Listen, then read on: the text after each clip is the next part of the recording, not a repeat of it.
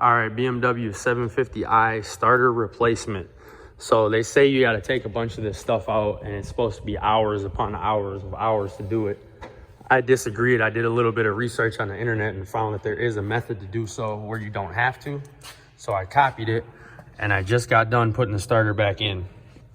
So it is true.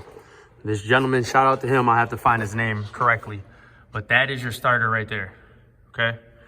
If you drop the subframe bolt here, leave that one in there, but drop it. Then there's another one up there. There is another in the front, right there, as well as in the same exact spots on the right front.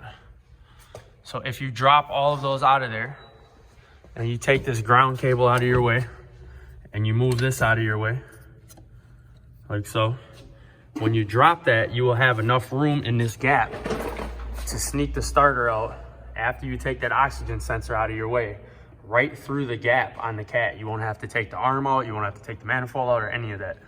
What you will have to do, which was the part that did take me about a half hour, and the guy on the video said it would take that long, and boy, he was right.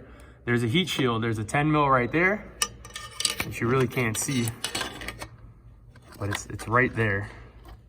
Okay, you can't see because I tipped the frame up, but it's right there flat, okay? Then there is studs that you can see through here that it went on. And the studs are built on the starter up in here. Now what you're gonna have to do is take those 3 10 mils off. Let's see if I can show you that stud. There it is. You need to take those 10 mils off. There's gonna be 2 that actually are built onto the starter. So the studs are part of the starter. You're gonna have to unfold that heat shield, but not too much because you need to get it back on there. You're gonna have to sneak out the heat shield first through here after you drop your frame, and then you'll have enough room to get the starter out. It's not just gonna fall right out of there.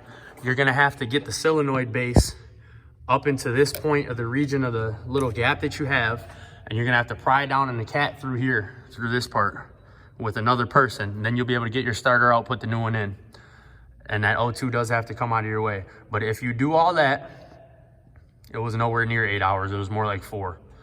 It probably would have been quicker than that, but this particular Beamer has been sitting in the back of someone's yard for like 7 years, hence all the surface rust and stuff.